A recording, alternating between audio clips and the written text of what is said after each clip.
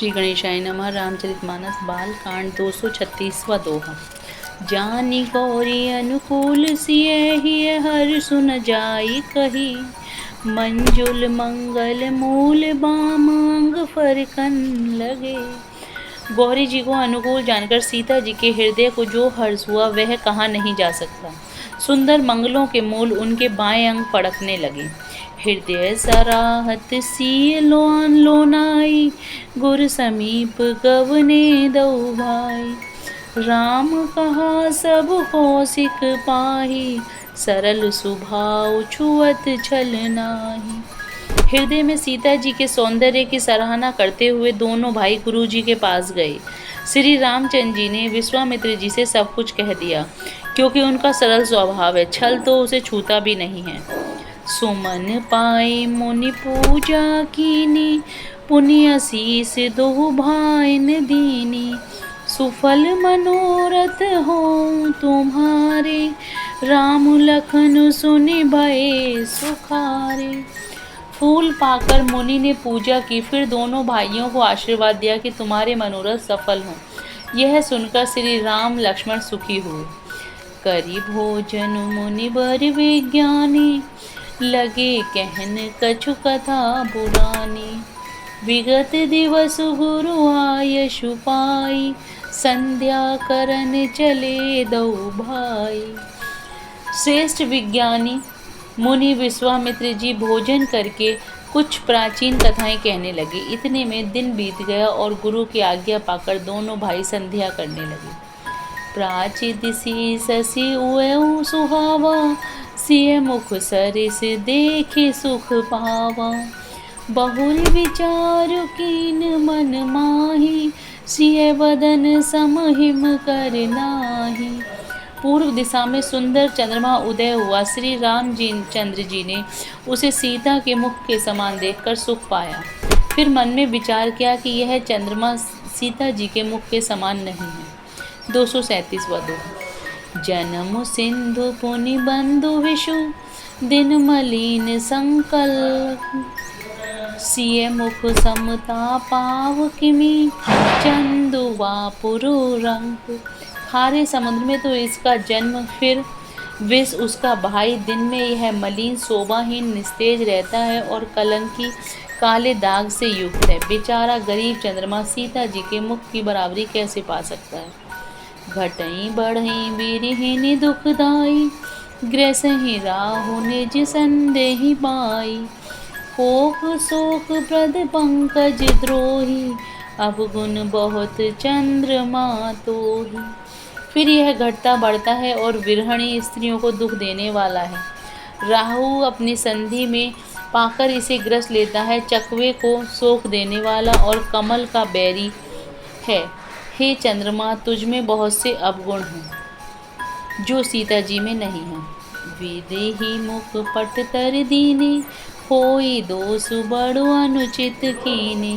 सिय मुख छवि विदु व्याज बखानी, गुरु पहि चले निशा बड़ी जानी। अतः जानकी जी के मुख की तुझे उपमा देने में बड़ा अनुचित कर्म करने का दोष लगेगा।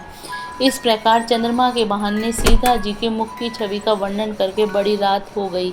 जानवे गुरु जी के पास चली। करी मुनि चरण सरोज प्रणामा, आय सुपाई कीन विश्रामा। विगत निशा रघुनायक जागे, बंधु बिलो की कहन अस लागे।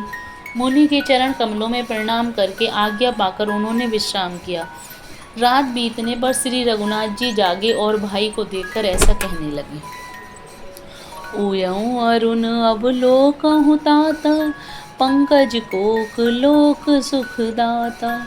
बोले लखन जोर जुग पानी, प्रभु प्रभाव सूचक मृदुवानी।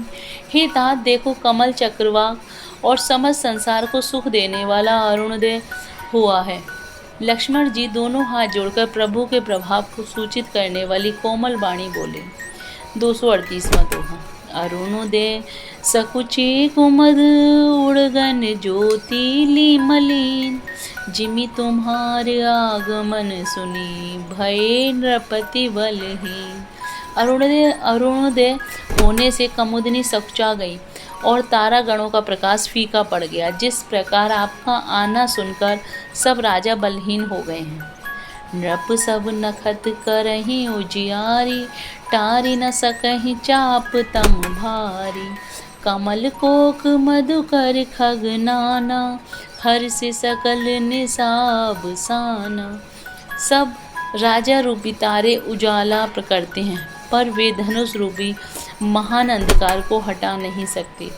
रात्रि का अंत होने से जैसे कमल, चकवे, भौरे और नाना प्रकार के पक्षी हर्षित हो रहे हैं, ऐसे ही प्रभु सब भगत तुम्हारे, होहें टूटे धनुष सुखारे। उयउ भानु विनु शम तम नासा, दुरे नखत जग तेज प्रकाशा। वैसे ही हे प्रभु, आपके सब भक्त धनुष टूटने पर सुखी होंगे। सूर्य उदय हुआ, बिना ही परिश्रम अंधकार नष्ट हो गया। तारे छिप गए, संसार में तेज का प्रकाश हो गया। रवि निज उदय व्याज रघुराया, प्रभु प्रताप श्रवण बह दिखाया। तब भुजबल महिमा उद्गाठी, प्रगति धनु विघटन परिपाठी।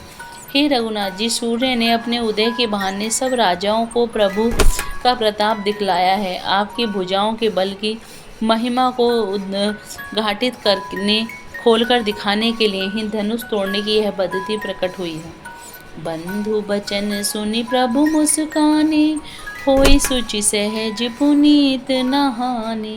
नित्य क्रिया करि गुरु पहियाई, चरण सरोज सुभग सिर नाई।